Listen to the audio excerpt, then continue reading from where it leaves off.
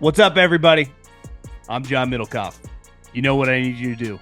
Subscribe to our YouTube channel. We got content for days reacting to every NFL game all the time, every single day. Subscribe, like the videos. Let's go. What is going on, everybody? How are we doing? Hopefully everyone's having a nice warm day, crispy hot in the summer, and the preseason is back.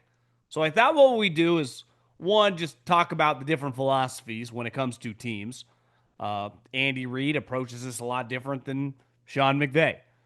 And the do's and don'ts, what matters, what doesn't when it comes to these preseason games. Because unless you're an absolute sicko, I don't expect you to watch every single snap. But there are things that matter, and there are just things that don't matter. And then today we saw something that is by far the worst part of training camp, and it just punches you in the gut. And then we'll do, I got a Fugazi that's actually football related. Saw a lot of people arguing on Twitter, X, the everything app, whatever you might call it, over the last couple weeks. And I'm going to chime in when it comes to training camp stats. But before we dive in to some football, some actual preseason football, I got to tell you about my friends, my partners, and the official ticketing app of this podcast, GameTime. Best ticketing app in America. If you wanted to go on one of these preseason games, I would probably wait till the regular season. But any event you want to go to, football game, basketball game, baseball game, hockey game. You live in Utah, you got a hockey team there. You stole ours here in the desert. So you want to go to one of these games, you want to go to a concert, you want to go to a comedy show, you want to go enjoy yourself, do it on me. Download that GameTime app. Go have a good time. Best app I've ever used. Take the guesswork out of buying tickets with GameTime. Download the GameTime app, create an account, and use code JOHN for $20 off first purchase. Terms apply. Again, create an account and redeem the code JOHN for $20 off. Download the GameTime app today. Last minute tickets, lowest prices guaranteed.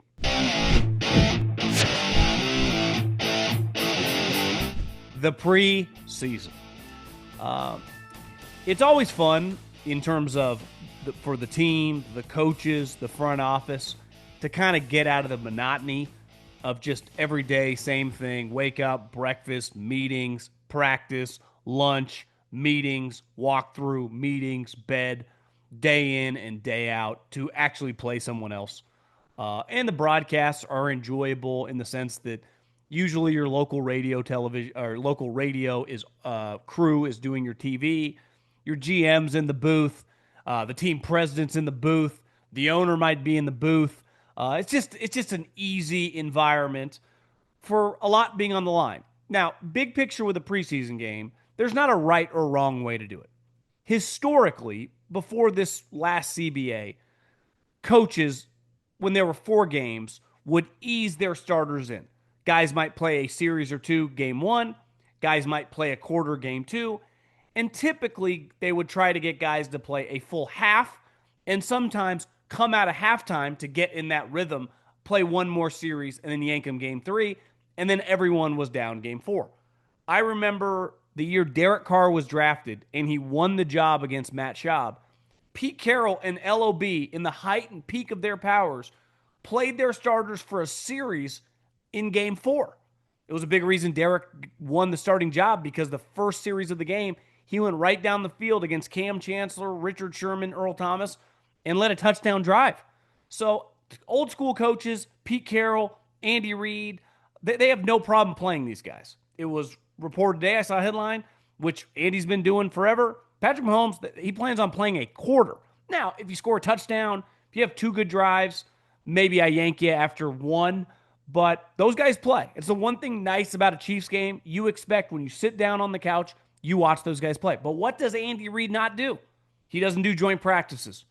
He does not go up against other teams in that scenario, which I think the joint practice throughout the league, which the overwhelming majority of teams do. 49ers, Broncos had one today. Washington had one against the Patriots. I saw the Ravens and the Colts. The Raiders and Niners will do one next week. It's happening all over the place. Has become the new preseason game. So my starters, my veteran players, that's where they get their work, and then I don't need to play them in the preseason. Now, I think Andy would tell you, I've never asked him, but I've never done it. I'm not comfortable with another team seeing my fringe players, in that environment. Is different in a game where I somewhat control when they come in and out. In a practice, everyone's repping throughout, especially against another team. Everyone in the league talks. It's kind of like a high school. They get on the phone, they start talking to other GMs. Like, I'm not doing that, which I completely understand. And for a guy with his resume, he can do whatever he wants.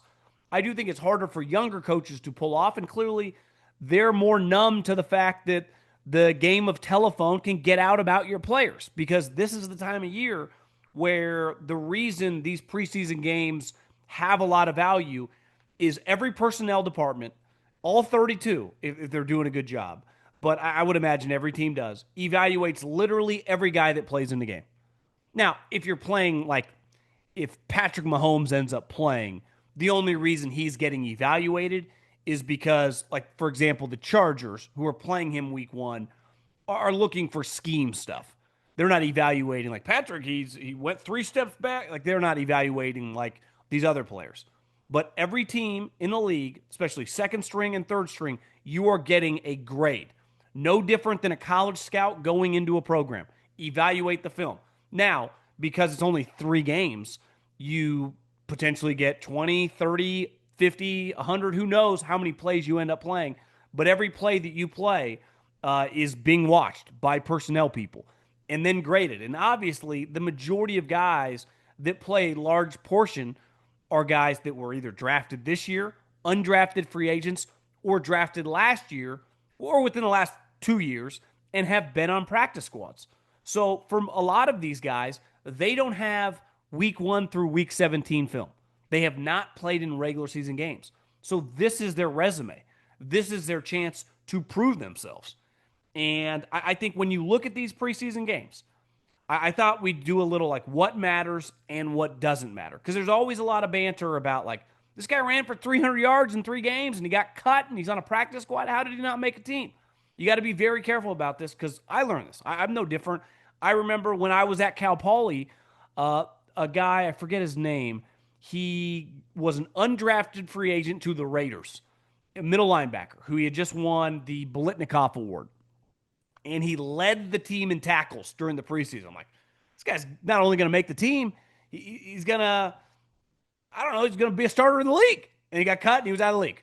So you got to be very, very careful about watching these games and understanding what actually is evaluated. Now, I think big picture wise, when I'm evaluating a 5th round pick, a 6th round pick, a 7th round pick, I'm looking at him a little bit like a college player from a scouting perspective, because I don't necessarily have the playbook if I don't work for that team. So I don't know exactly what he's trying to do. And I'm not going to have access to calling up the coordinator like I would as a college scout and be like, how's this guy learn? Does he know what's going on? So I'm evaluating his physical characteristics, how they look in an NFL uniform. Because it is crazy how often a guy that you really liked in college or didn't like, and then you see him in this scenario playing, hey, he's a 2, going up against a 2, a guy that's going to make a roster, and he looks pretty good. Like, God, I was a little low on this guy. He looks pretty solid. But, hey, what you did in college in your draft evaluation, once these games start, don't have that much merit. Now, where they do is once you get cut, even if you've struggled a little in the preseason, maybe we entertain claiming you because, like, oh, we had like a 3rd round grade on this guy. You got drafted in the 6th round. We like him. But you got to be careful with that. And I think in these moments for these players, the number one thing you can do, like whether you're playing up against a guy that's going to play in the league for 10 years or a guy within a year is going to be selling insurance, is to make plays. Make plays. Obviously, as a skill guy, as a tight end, as a wide receiver, as a running back, anytime the ball's in your hand, if you do something good, break a tackle, make a guy miss, just make a positive play, there's nothing wrong with that. Regardless of the context, regardless, that is the number one goal. Make things happen as an offensive player. And to me, as a defensive player, it's one, playing fast, like looking fast on tape is something the easiest way to jump out.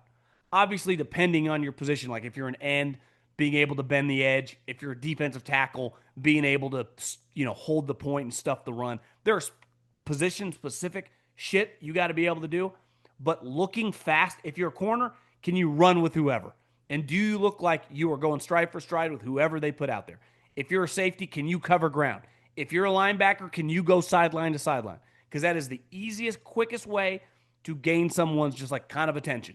And then obviously from there, making open field tackles, being violent, being physical. But no one will ever complain.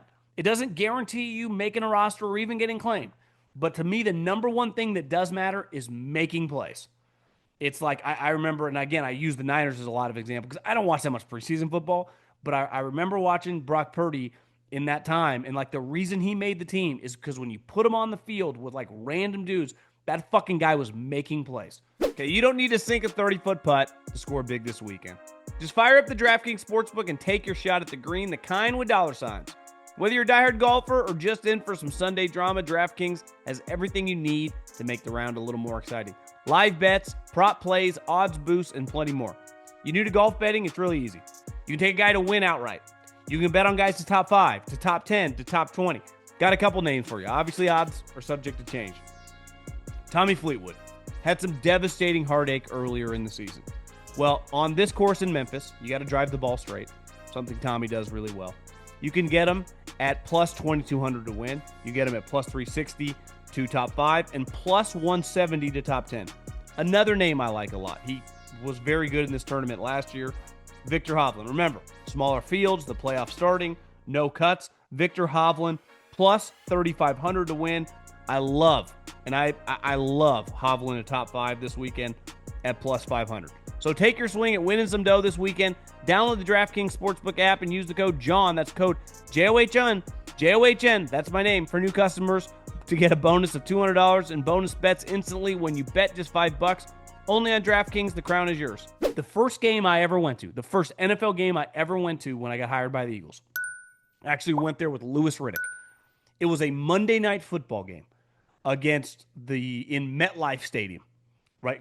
I didn't think the Eagles, we'd even played a game. Maybe we had played the previous day, but I went there with Lewis, and it was like kind of teaching me how to scout and like kind of what NFL people do and how to handle and conduct yourself in that scenario. And it was Jets versus the Giants. And this undrafted free agent from UMass that, of course, I mean, I'm coming from Fresno State. I didn't even know UMass. I just thought about John Calipari and a basketball team. Didn't even know they had a football team. And this undrafted free agent wide receiver named Victor Cruz had one of the greatest games you'll ever see. I'm pretty sure he had 3 touchdowns in that game. And it was like, Jesus. And I think it's fair to say, looking back, like he made the team that night alone. But obviously he had a really good preseason, made a bunch of plays, and the rest is history. And then by the middle of the season, they had some injuries, and Victor Cruz is born. I think by the next year, they win the Super Bowl that year. They won it the next year. I can't remember. But he obviously played a big role because he got thrust in based on injuries. But he made the team simply because, like, this guy can do shit. So I think the simplicity of this is, like, just do positive things, right? And I think if you want to try to make your own team separate from everyone evaluating you, because as a scout watching on tape, I have a pretty good idea, depending on the team I'm watching, like, type plays they run, but I don't have the actual play call in front of me. If I am Coach X, right? If I am the offensive coordinator if I'm Brian Schottenheimer, well, I guess he's not even in control, but whatever coach, right? Mike McDonald in Seattle, Kyle Shanahan, Sean McVay. Do you know what you're doing? Do you know where to line up? Do you know the play calls? Do you know, right, if a defensive player, are you lined up in the right spot? Once the play is run, do you know what your assignment is? Even if you screw up in terms of, like, the ball was there, I missed it, or I missed an open field tackle, or I slipped on a route, do I know the actual route? Did I break off the route at the right distance? Do I know what I'm doing? Because the easiest way to just be like, for the coaching staff to get down on you, even more than the personnel guys, is not having a clue what the play calls are. And obviously, there's a lot going on. This is an intense time of year.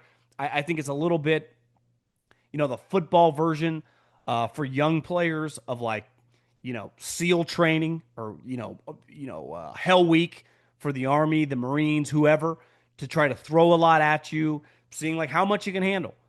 And some guys absolutely crumble in that environment. And some guys, even if you screw up occasionally, it's like, okay, I'm okay. The next play, I bounce back. I know what I'm doing. I make a play. Like, can you mentally handle stuff? And the more and more tired you get, because, listen, you're obviously in good shape. You've been at training camp. It's been hot. You go in a game, your adrenaline's going extra hard. If you're a sixth, seventh undrafted free agent, a fifth round pick, hell, fourth round picks get cut. You kind of know what's on the line. Can you handle yourself? Can you? Because the moment, what I think Jimmy Johnson, coward makes or fatigue makes cowards of us all. I don't think it just makes cowards football players, because when you can't breathe, your physical nature goes, your head goes too. You can't think straight, right? You go right now, if you're in shape or out of shape, do something physically to the level of where you can barely breathe and your heart's pounding. It's hard to think, right? All you care about is, how do I get air? How do I get fluids in me? And these games are a little bit like that with these younger players, where a coach goes, hey, call a play that we've only ran it once, coach. I want to see if these guys can handle it. Can they process it? And then can they execute it? So, and that's how you make an individual's team. Like, you can look good on tape and have no clue what you're doing and run the wrong play call and look good to me sitting in the booth or sitting in my office evaluating you a week later. But if I talk to your position coach, your coordinator, your head coach, 2 days later when they're going over the film as a team, he might have got his ass ripped and got lit up and got called an idiot, because he's like, we've done this 10 times and you lined up in the wrong spot, or you didn't come in motion. We've talked about this 15 times. Yet on that play, he catches the ball, he breaks a tackle, and he goes for 20 yards, right? Or a linebacker lined up in the completely wrong spot, goes the wrong way, but he's a great athlete, turns around, makes the tackle. And in that team meeting 2 days later, Mike Vrabel, Todd Bowles, Mike McDonald is like, what are you doing? It's like, great, you're an athlete, but from an evaluation standpoint, other teams are like, look at this guy move. Little do they know, doesn't know what's going on. So I think that's key. And overall, it always stands out. It stands out in the regular season. It stands out in any level of football, from high school to college to the pros. Energy, effort, and violence. Like, when you are flying around, you do stand out. And this is what we talked about. Like, you cannot know what's going on, so your own team judges you. But if you are flying around, it's hard not to jump off the screen. And that's back to, like, play speed never turns people off. Because if you play fast, it's the best defenses I've ever seen. You know, we talk so much about, like, physicality, like how hard they hit you.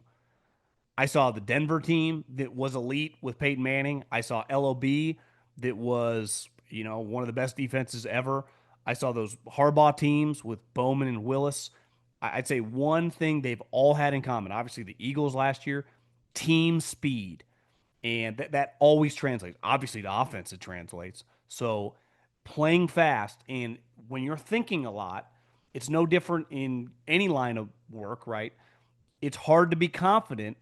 Part of confidence, I think, whatever you're doing, is when you actually don't have to think that much. You're just reacting, whether it's in a business meeting, whether it's now in a podcast, whether it's on the football field playing safety or corner or linebacker. It's like, the play call, and then you can just play. Coaches have been talking about this forever at every level. It's why they're so big on, like, studying, knowing your assignments, so you go out there, you're not even thinking about what to do. Listen, I did not thrive in academia. I would have thrived in this era when Chat GPT and Grok and AI and all that shit, and I could just get all the answers. But we didn't have that in my day. It makes me feel really old, because I would have died for that. I saw some chart about, like, OpenAI, the usage falling off a cliff in early June. It's like, yeah, school's out for the summer, college and high school. And it's like, God, I would have loved that. But it also shows you, like, is academia in some trouble? Is it going to be rendered kind of irrelevant? But that's a conversation for a different day. But my point is, there's no cheat code when you're out on the field. You either know the play call that the middle linebacker or the quarterback is telling you in the huddle, or you don't. And then from there, if you don't, you better play fast. Because I think coaches can at least attempt to look past and give you more of an opportunity. It's like, he doesn't know what's going on, but God, he's the fastest guy on the field. So it sounds, sometimes we overanalyze and overcomplicate this sport. Like, this sport is played by strong, fast, physical people. And they all come in different shapes and sizes, right?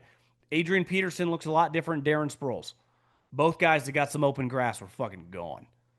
And, like, this is a time of year where you do Victor Cruz. You do things that, whether you knew the playbook or you didn't, you score a couple touchdowns in a game. Because here's the thing. Here's what doesn't matter necessarily. Just because you score one touchdown or have a big run or sack the quarterback, it doesn't mean it's that impressive, right? Like in an NFL regular season game, if I score a touchdown on the Baltimore Ravens, the guy blew assignment or not, like that's a big deal.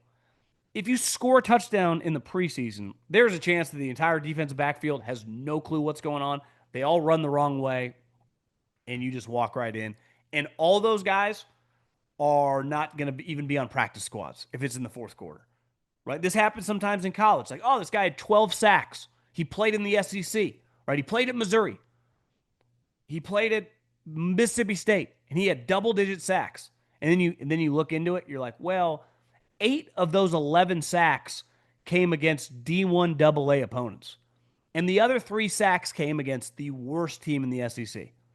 When he played up against Bama, LSU, Georgia, and Tennessee, he had 1 total tackle. You're like, kind of a red flag.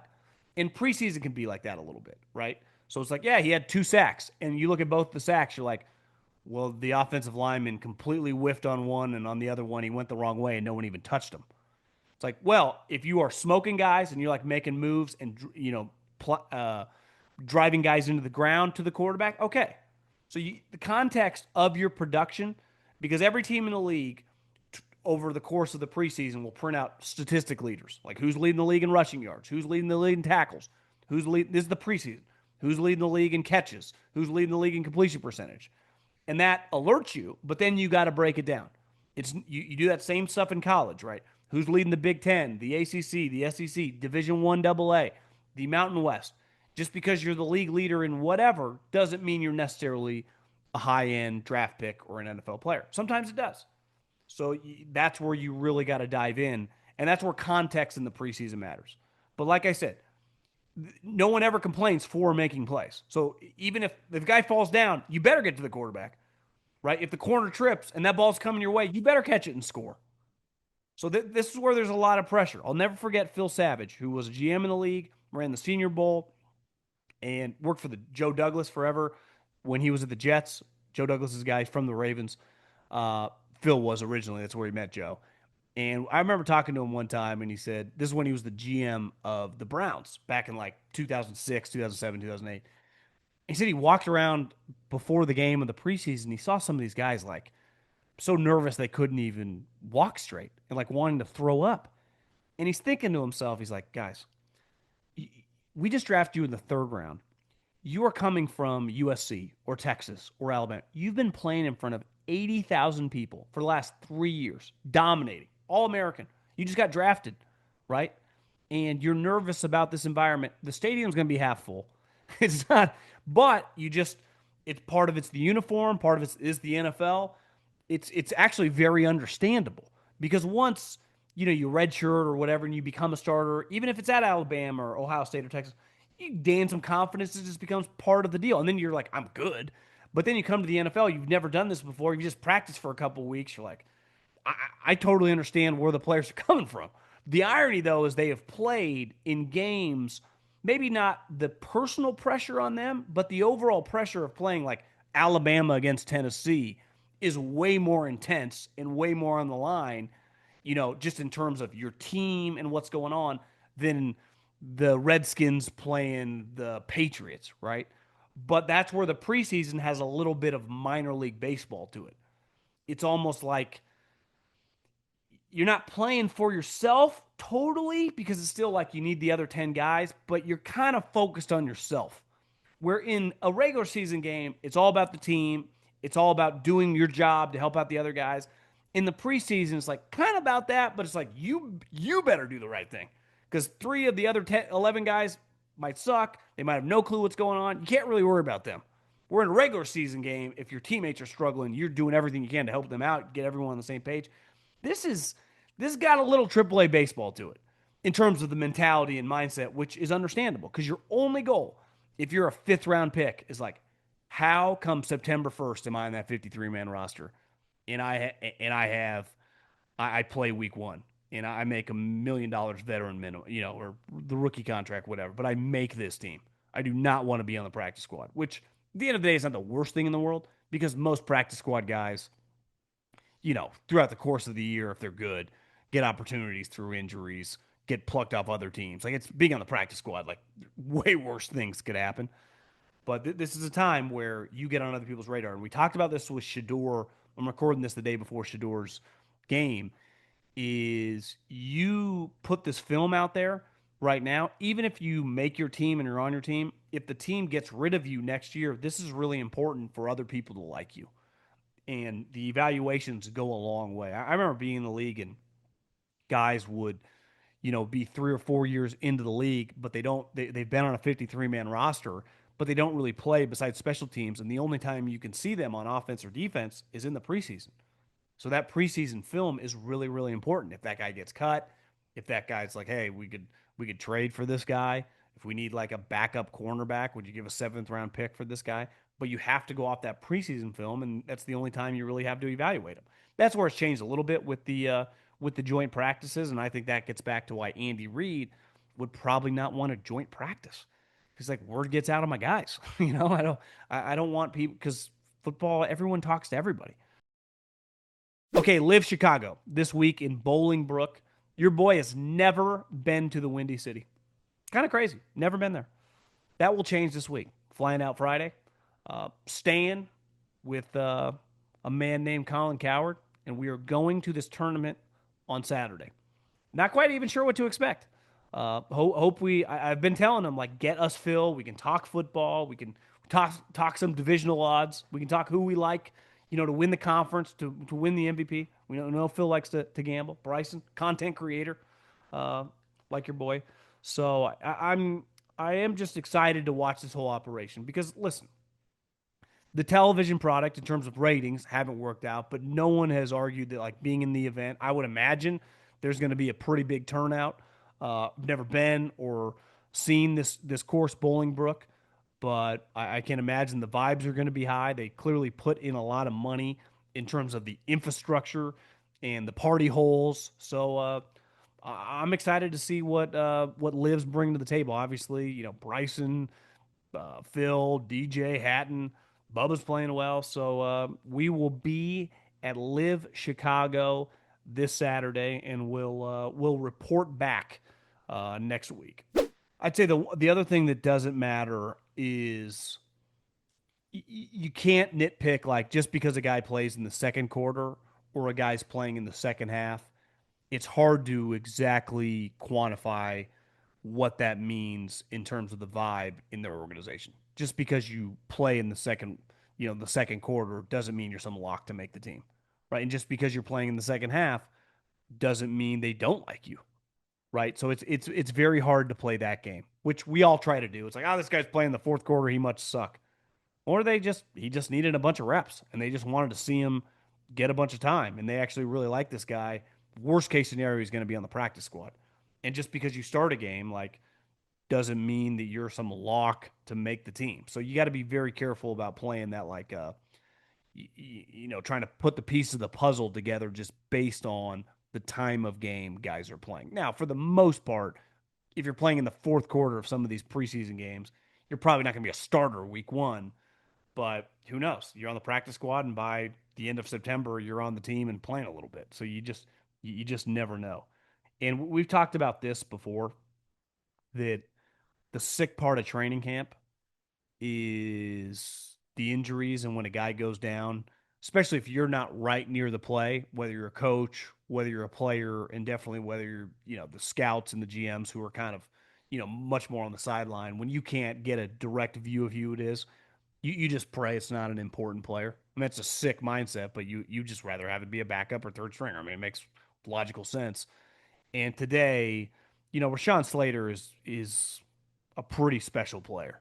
And the Chargers drafted him high. They just paid him a boatload of money. And the reason to like the Chargers, because their roster still got a little something to be desired, overall top to bottom to be like a Super Bowl contender. It was like they're gonna have one of the best offensive lines in the league. They might, right there with the Eagles, have the best left tackle, right tackle combo with, Milata and Lane, and they got Slater and Joe Alt. And to lose Rashawn Slater, what looked like I saw a couple times, like I don't even want to watch this. It kind of looked like his knee buckled before the defensive lineman even made contact.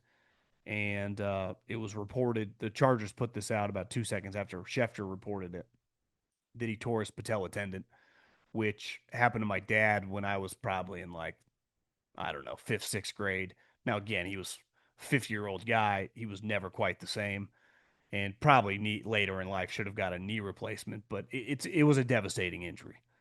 Again, he's not. I'm not comparing my dad at 50 to Rashawn Slater, but my point is that tearing that is a lot different than tearing your ACL. Which, if you told me he tore his ACL, that sucks. He's out for the season, but it's like he's gonna be okay. That today was a devastating day, and this is the risk of football. This is why these guys hold out for the guaranteed money. But this is also why the teams, you just never know. And at the end of the day, you got to play. And the injury risk in football because of how hard you lift, right? You've seen guys get injured lifting. You've seen guys get injured in walkthrough. You see guys get injured like this, what looks like in more of a non contact. I mean, it was a contact drill. I think they were playing 11 on 11, but it looked like he went out before the guy even touched him. It sucks. And it's the thing I don't miss much about the NFL. Besides, there is some camaraderie about everyone in the bunker together, players, coaches, front office. You're all kind of pulling in the same way, which there's something, um, in theory special about that. It's awesome when you're on like sweet teams. Sucks when you're on bad teams. But I'll never forget. And I even when I go to training camp doing what I do now, that feeling of training camp, especially when it's a marquee guy and the whole place just goes silent. When you can hear a pin drop, no one's moving, they call for the cart, and it's silence and devastation. And this is why these coaches get paid so much money, because Jim Harbaugh now has to go in front of the team leading up to the season and act like everything's going to be okay, and we are going to find a way to figure this out. When it's there is no replacing a high end left tackle. Now, technically, because they have Joe Alt on the right side, you can move him to the left tackle. Okay, that's true. So you can still have a good left tackle, a really good left. I mean, Joe Alt could make a Pro Bowl left tackle, but then your right tackle, that's not ideal. And then you can be like, well, you can move Mekhi Becton back to his tackle position. You're like, well, he just resurrected his career at guard. So usually a backup tackle, like the gap between starting tackle and backup tackle tends to be as big, sometimes bigger than like starting quarterback to backup quarterback, especially when you're talking high end guys, right? If you're just talking average tackle to backup tackle, might not be that big of a difference. No different than like what the hell's the difference between, pick some random quarterback, especially like a low end starter and the backup, right? Like Jimmy Garoppolo is the backup. I don't think he's that good anymore, but if he's one of the better backups in the league, or Mac Jones against whoever is the worst starter, Russell Wilson, like you could argue in 2025, there's not much difference, right? Jameis Winston, Russell Wilson, what the hell's the difference? And I just think it's really, really hard because we're dealing with humans here, not AI robots. These people have emotions, they have a brain, they understand like this is a problem. And obviously, from a business standpoint, you just invest all this money and lose this player. It's pretty gutting. And I was really high on the Chargers last year. Uh, Not that I was down on them necessarily, because anytime you got Jim Harbaugh and you got a really good quarterback and you got a physical mentality, like they're going to be good. But I was like, I could see them, be a little closer to average this year than what they were last year. And I kind of like the Broncos more. And then today, it's like, this is the type move. Because the one thing they hung on their hat on last year, it's like, well, hey, no receivers. Like offensive line, Jim Harbaugh run the ball. Lose a tackle, that's a major problem. And that sucks. You feel for the player, you feel for the team. I mean, the Chargers have gotten so much good positive momentum. This guy's such a high level guy. And it's a really good feeling as a team, as a coaching staff, as a fan base, when it's like we got a high end star player who's just a good dude. Like those type of people you want to build around. And then the guy has a devastating knee injury, which I'm not even trying to get ahead of myself, but when you have that injury relative to some others, even if it's season ending, you're like, are we sure this guy's ever going to be the same? I want to end on this Fugazi Friday. I don't think I've talked about this yet, but this is like a couple weeks old. JJ Watt was going at it with a bunch of people on social media about training camp stats being stupid. He also didn't love like training camp videos coming out. and then a bunch of reporters that take those stats were fighting back. And I think, listen, in training camp, every team is recording the stats of completion percentage, of catches, of win rate in practice between offensive and defensive line. No one is acting like if you catch two touchdowns in a practice, it's the same as doing it on Sunday or Monday Night Football. But to think that does not matter. And again, we're not talking about like if Jamar Chase, no one cares about Jamar Chase's stats in training camp, right? Did he have 50 touchdowns? Did he have two? Like it doesn't matter. We're not talking about established veteran players. No one's judging Saquon Barkley's run per attempt, yards per attempt, or how many catches he had on wheel routes. I mean, the Eagles might technically be taking that information, but no one, no fan, the Eagles, like we're not judging that. But you can't convince me that the backup quarterback, the third string quarterback, all the skill guys who aren't starters, the defensive players are a little harder to get statistics because you're not tackling to the ground for most teams. Some teams do like a session or two doing that. But offensive statistics in practice for guys that aren't starters, they matter. Because why would they take them? Now, they are put into context with the team when they're evaluating. But I'm sorry, like they're doing that for a reason. These practices matter. Some coaches will tell you, especially if, the joint practices might hold a little more weight than some of the games. So I understand where JJ's coming from because players get really mad when a video comes out and some drills, like the O line, D line, one on one pass rush. Obviously, that's advantage defensive linemen because offensive linemen don't quote unquote play one on one. They play as a unit with five. So if the guard is going up against, even if he's going up against Aaron Donald or Jalen Carter or, you name it, he typically has a center there to help him out if he pushes him over. That guy's just standing there. No different than one-on-one routes on air, or not routes on air, but like one-on-one wide receiver corner with the quarterback. Well, there's no pass rush. So sometimes the corner, or excuse me, the wide receiver runs like an out, an in, an up, and comes back and catches it like 17 seconds later. Like no one's talking about those stats. But in team situations, 7-on-7 even, but definitely team situations, statistics with the skill guys kind of matter. And the teams keep track of it. And I'm sure, defensive coaches and the defensive coaching staff, because now these staffs are huge, take inventory on like, yeah, we'll give you a tackle, but like kind of keep tracks of like, this would a tackle, this would be a missed tackle, this was a missed assignment. Like all this stuff really matters. This is you are trying to earn a job. Just like no different than like in an interview, probably most things you say matter. Even if you look back a year later after getting the job, you're like, that was kind of stupid. It mattered at the time. And you might go on, like a guy like Victor Cruz to have a great career.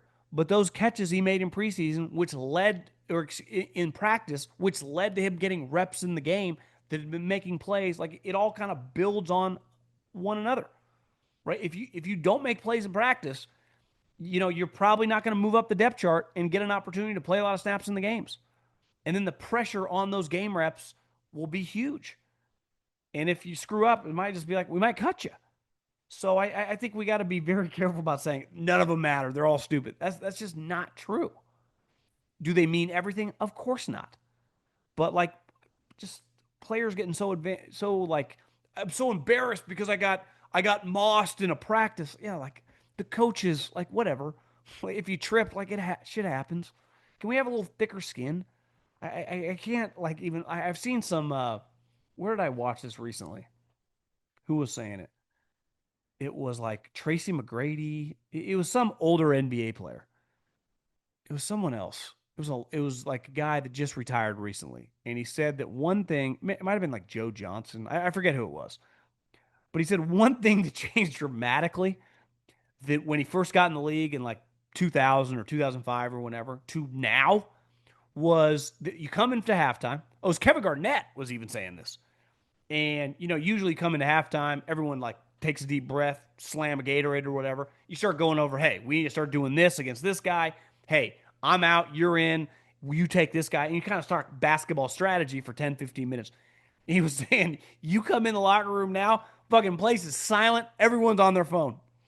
And it wasn't KG, but one guy said that like one of the dudes, it might have been Chauncey Billups. It was Chauncey, who's the coach of the Trailblazers. He said a dude had a huge dunk in like the first or second quarter. And he said it was sweet. It was like a big time, like a dunk that you would see all over like highlight Twitter accounts and stuff. And he said by the time they were coming out to the second half, and he learned about it after the game, the dude had taken that dunk and posted it all over social media during the game, at halftime during the game. And it's just like we live in a different era where everyone is so obsessed with what's going on social media these young athletes, which I do understand. You've grown up, but like you get to a point you should. It's like it's kind of irrelevant. Even if people are making fun of you, just don't go on. And then people will go, it's so easy for you to say don't go on. I actually don't think it should be that hard. It really shouldn't. And especially some of these guys that have been, around big time college programs, you realize like the only people that matter, in college is the head coach, right? Does that guy believe in you? Or in your coordinators, are they playing you? And in the pros, it's like what Joe Blow is saying on Twitter or Instagram, making fun of you. Does your coach or GM think that about you? Because if they don't, it doesn't matter. And they're the ones that hold the keys to millions upon millions of dollars and playing time in the National Football League, not some guy talking shit in your Instagram comments. So I think we've overblown like how bad the training camp coverage is. I'd argue it's better than it's ever been. And the information, which is king, is important. The NFL people are following it. I'll promise you that. Every team in the league, their director of player personnel, their pro scouts are all over all this information. So to say it doesn't matter, it's just that's actually kind of uninformed because it's just not true.